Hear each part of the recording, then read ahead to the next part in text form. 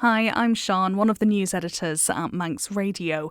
Now, for months, negotiations have been ongoing between the Public Services Commission and unions over a pay deal for public sector workers.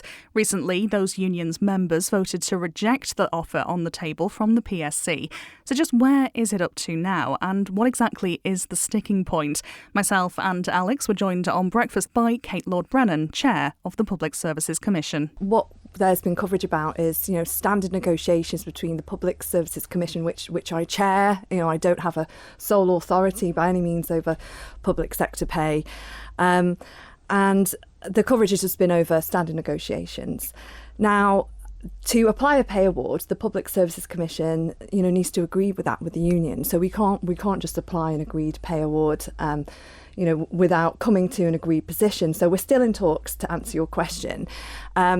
But the point I'd really like to make, that in the face of demands from the unions, which, if met, would actually mean that a pay award of 20%, approaching 20% within 3 years, would be applied if those union demands were met. What needs to be understood is that in the past 2 years, a pay award of 6% has been applied in each year. And so whilst we recognise that having good remuneration and recognition for valuing staff is important, and everybody of course would want to have reasonable pay awards, what's absolutely in the Commission's mind is that we need to have some reasonableness in this. There needs to be affordability taken account of. So we will, the Commission met yesterday, and we will talk more and consider what any next stage offer to the unions will be. We've talked throughout the year. We rely on their claims coming in and coming to an agreed position so that we can apply a pay award. What's interesting as well is that every percentage pay award costs the taxpayer in excess of 1.5 million. And it's not just the monthly pay, but it's the impact, of course, on the public sector pension contributions. So with the good pay awards already been given, I think that the Commission is taking a reasonable approach. We can't have year-on-year high pay awards. We need to come to a reasonable position, and I'm hopeful that we will, but there's nothing unusual that's going on at this time of year that hasn't gone on in other times of the year. The unions disagree somewhat. They've described the latest pay offer as unacceptable and disgraceful. This is Prospect and Unite. What are you going to do to change that perception? Well, I think that a bit of context is always needed, isn't it, really? So I think that the arguments made by the union saying, well, of course, we want a pay award that's matching the UK. Of course we want that. Well, actually, here on the Isle of Man, the pay awards that the Public Services Commission employees, which are mainly the civil service, the pay awards they've had in the past 2 years, which have a cumulative effect, have been in excess, actually, of what the UK have got already. So you need to look at it in the broader context relevant to the Isle of Man. I don't think that the offers made should be described as that. We will keep talking. We do talk directly to them and listen. But I don't think anybody would think that a pay award approaching 20% within a 3-year period would be something that would be reasonable or acceptable. And I don't see, when I talk to my constituents or businesses, that they're in a position to either offer their employees or get themselves pay awards, for example, of 6% that we've had over the past couple of years. So we're treating things fairly, but we've got to have an impact, an assessment of the impact on public finances and where this money comes from, which is, of course, the taxpayer. So we want to resolve it, but we can only do that by some more talking, and we can only give a pay award to our employees if we get some support for the offers that we make. In terms of Unite, they're asking for a sliding scale, which would mean that the highest earners would receive less than the low and middle earners. Are you considering that? I'm led to believe that you're possibly not. Well, we do look at all of these things, and I think that the difficulty that the Commission as the employer has is that we need to think about pay awards across the board.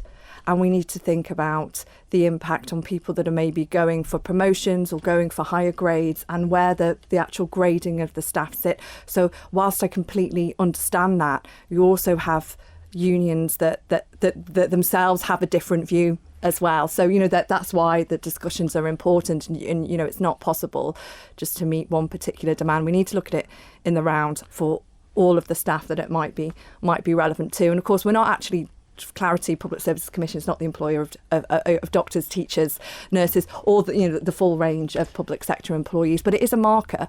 So to explain further, when the PSC applies a pay award, there are a number of organisations that, by analogy, off their own volition, if you like, they decide to set their pay on that basis.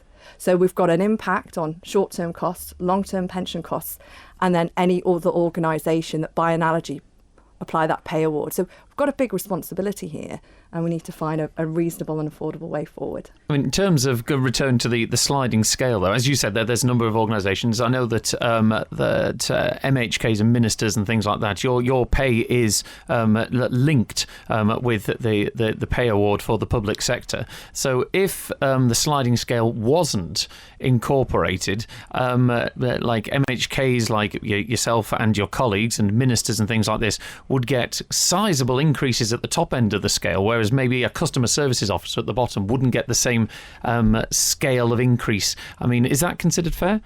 Well, I think that the only point to make on that is, rightly, Tynwald members, including ministers, politicians, we don't set our own pay. That's not something that we set on and vote on.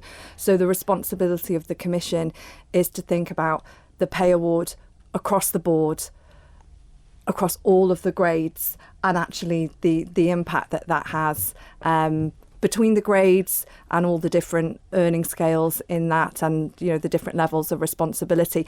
My personal feeling is I get it. I get that point about the lower grades.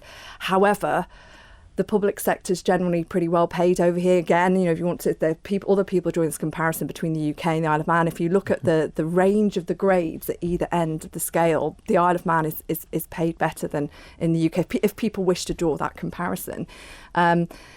And I don't think it's a good idea to think about splitting the workforce, if you like, between some people who get and some people who don't. But I assure people that when we look and when we negotiate and when we talk about these things, we do take on board the sorts of points that are made there, by both unions, but they have, of course, different views.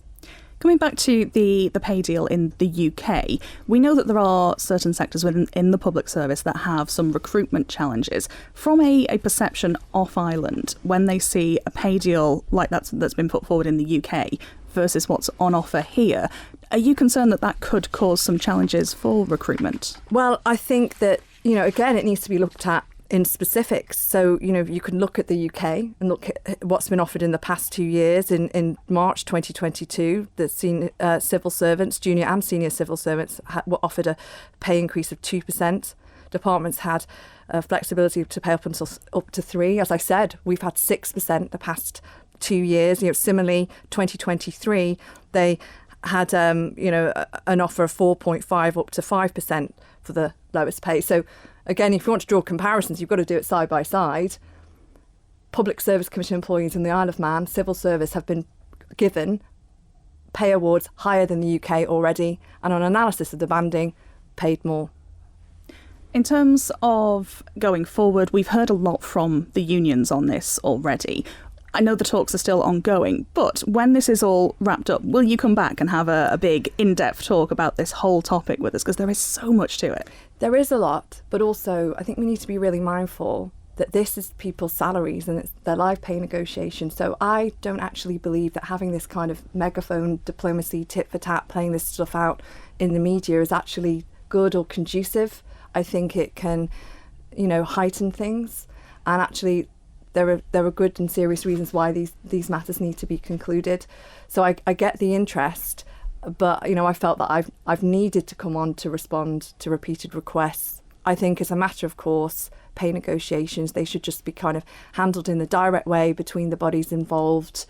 And actually there are, the something that I've done is to make sure that PSC employees do actually receive awareness directly from the Commission of the offers made, therefore not just relying on the information coming from unions. Taking to your earlier point, though, you were talking about the fact that, yes, these pay award comes from taxpayers' money. I mean, if I quote your election manifesto, you say that I believe we deserve a government that serves the interests of the people, not itself, one that champions accountability. And as you mentioned there, we've put in 50 15 requests for an interview that you've now come on this morning. Do you not feel, though, that whilst these are people's salaries, you have a duty to be accountable to the taxpayers, as you say, who are paying all of this money out, to actually keep the taxpayers informed? So I'm not personally setting or determining pay awards. So my role in the commission is I chair that. There's lay members on that as well. We talk directly with the unions. I stand by everything I've said in my manifesto, and that's actually probably why, you find I've communicated more than most people, and I've been quite active in pay negotiations as a politician, actually. But I also think you need to kind of give due accord to process. You want to get to a resolution. You don't necessarily want to be, inflaming the situation in other ways. So, we've met with the unions a number of times. I'm sure we'll meet again very soon and discuss it. I take your point, and I stand by everything I said in my manifesto. That's actually partly why I've taken the position that I have. When do you feel it's going to be all wrapped up, as it were? When would you like to see an agreement reached? Well, we would like to see an agreement for a 3-year deal. So actually, that means then people are not waiting for pay awards to be applied. The Commission isn't waiting for what they call pay claims to come in. We have to wait for that to come in before we can respond. So a longer term deal is what we would like to see. And I've said previously directly to employees, we want to conclude this so they can get paid, but we can't just apply it unilaterally, as I think some people may think that we can. We can't. But in the face of the very decent pay awards that have been offered already, we need to get to a position which is reasonable, works for everybody, and I hope that we can do that very soon. Final one for me. In terms of, there's been obviously announcements this week and talk about how the government is fighting misinformation out there and wanting to get clear information across in this era of fake news and social media. I reiterate Sian's request there that once all this is wrapped up, would you come back and talk to us? Because you've mentioned there some misinformation as to who is covered by public sector pay, who isn't, and because out there is a lot of ignorance in the general public as to what it is. Would you come back and tell us, more in depth as to what's actually involved once the negotiations are complete? I think I'd consider that at the time. What I would say is actually there's a lot of information that's out there already. Overall, people think that things like salary bands, pay bands, grades, employment groups are all a mystery. They're not. A lot of that is open and available. I'm just conscious that in my role of chair of the PSC, I'm trying to get to a position where we can have a negotiated pay settlement. I'm not doing that in a ministerial capacity. I'm not setting it by myself. I understand the interest, but actually these discussions around pay are kind of always going on. Ultimately, it's the departments where the budget also has to come from. So in terms of the finances, there are many other sets of accountability lines that go up that are absolutely beyond the Commission and beyond myself. Thank you for making it to the end of the Manx Radio newscast. You are obviously someone with exquisite taste. May I politely suggest you might want to subscribe to this and a wide range of Manx Radio podcasts at your favourite podcast provider, so our best bits will magically appear on your smartphone. Thank you.